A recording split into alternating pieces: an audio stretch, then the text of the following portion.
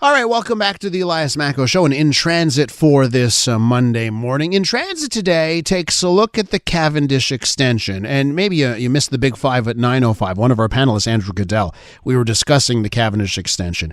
And he mentioned to us, again at 9:05, that he used to be a reporter here at CJAD 800 in 1979. And he remembers covering the Cavendish extension then in 1979. Doesn't appear to be any closer than it was decades ago. Peter Malouf is the mayor of Town of Mont-Royal. He joins us with his take on this. Mayor Malouf, welcome to the program. Thank you very much, Elias. Nice to be with you. It's great to talk to you here. Why don't you explain to our listeners what the city of Montreal has done that has a lot of people scratching their heads and saying, "My goodness, this extension's never going to happen." Well, what the city of Montreal has done, I think it's an interesting question to answer. Right now, they've backtracked on everything that they have promised to, partners of theirs, which is Côte Saint-Luc, Saint Laurent, and TMR, who are the affected municipalities by this project. And we're talking about basically a 1.25 kilometer mile project for the Cavendish extension, which I think is extremely important. We had promises from the executive committee, the head of the executive committee, Sophie Mosrol, that environmental studies were going to be in the process. After we had passed a resolution, we worked on a resolution with the City of Montreal to pass it in the AGO meeting. And we had a promise that starting in January, this environmental study would be going out to tender. Now, all of a sudden, we find out it's not the case.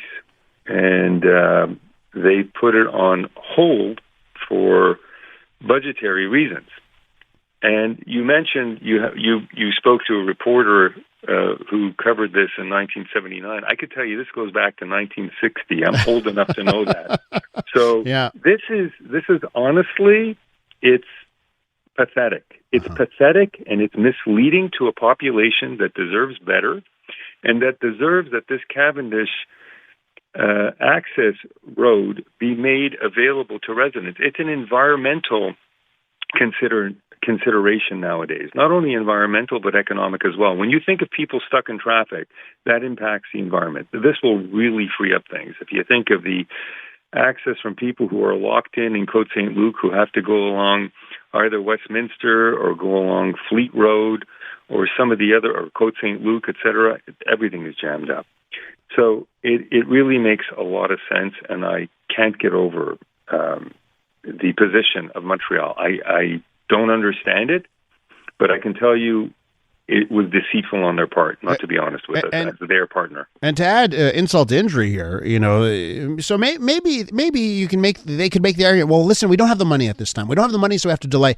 But they're going ahead with other projects. And so we are finding out, while they declined to move ahead with the environmental assessment for Cavendish, they are moving ahead full steam with a plan for a bike lane along Jean Talon from P9 all the way through to Cavendish, and they're spending the money on that. So, Mayor Malouf, this is all about decisions here. They are making a pointed decision to put this on the back shelf.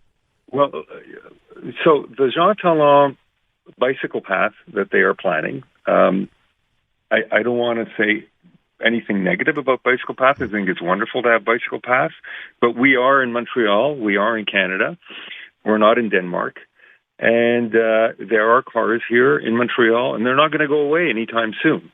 This is consistent, I think, with the platform of the Plante administration, similar to closing Mont-Royal. I think it's poorly planned, poorly thought out. You can be very practical. Let's just look at Jean Talon.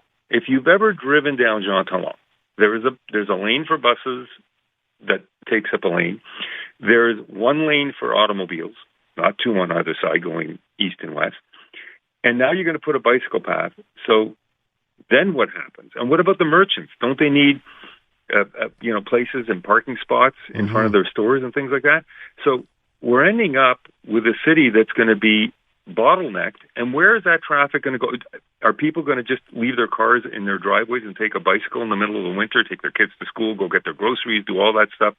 Are they saying that people are going to remain more local and not travel as much to the various places that they want to shop at or bring their kids to school at? I don't think so. So the timing for that is not great. I think the plan for that is not great. I'm just trying to be practical here. Yeah. You can think of many arguments to have bicycle paths, but this is not a reasoned one. Cavendish is important. Cavendish is simple. We're talking about 1.25 kilometers, 1 kilometer at most to open up. And it doesn't make sense. It just does not make sense that they don't move ahead with this promptly. This is the time to do it. The Quebec government is looking at a $750 million project to redo the Olympic Stadium roof. Does that make sense? No. And you are preaching to the choir on the big R right here, Mayor Malouf. So, you know, I've been banging that drum for a long time. This is nuts. I mean, it's cheaper to tear the thing down, but I don't want to get into that one. Yeah. We're talking about Cavendish. Let's get into this, though. Let's get into this aspect of it, right? Because you've made the case how important it is.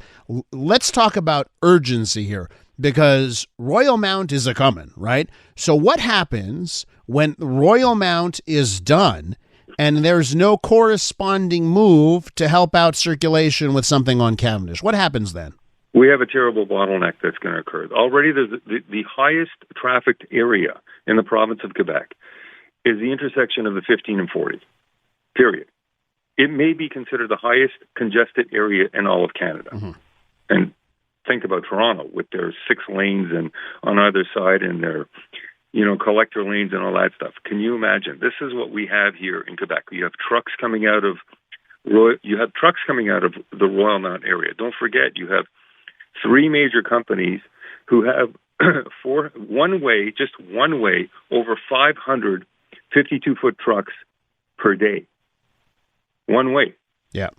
So double it when they come in and come out, you got 1,000 vehicles coming in and out. They create traffic congestion. Royal Mount, which is a huge project, is going to expect to get customers in there. How are they going to get in? How are they going to get out? Now, if you don't have this access, from an economic point of view, makes no sense not to have it because trucks get stuck in traffic. Vehicles get stuck in traffic. The pollution to the environment is enormous. You have to open up. You have to find secondary routes. And this route, its time has come. It has to be done now. There's no question about it. We cannot stop, the evolution of our cities right now by having better access for residents. Not only that, what about safety and security? What about fire trucks? What about first responders and ambulances? This is an excellent route for people, for them to come and service, the residents who might be in trouble in those sectors, as opposed to making a circuitous route. So this is really important. It's time to be done now. Mayor Malouf, this is silly. After decades, you just wonder. You just have to wonder if it'll ever happen, and it certainly sounds silly. Mayor Malouf, I want to thank you for coming on. We've got to leave it there. Thank you very much. Peter Malouf is mayor of the town of Mont-Royal. Did get a text message from one listener who wrote me this. I do not understand how the Cavendish extension is not more of a priority for this city. I was stuck in traffic on the 40 East last week, right before the 15. What should have been a quick 10-minute drive home took me close to 40 minutes, and that is without the added traffic from the giant shopping mall project, the Royal Mount they're currently building.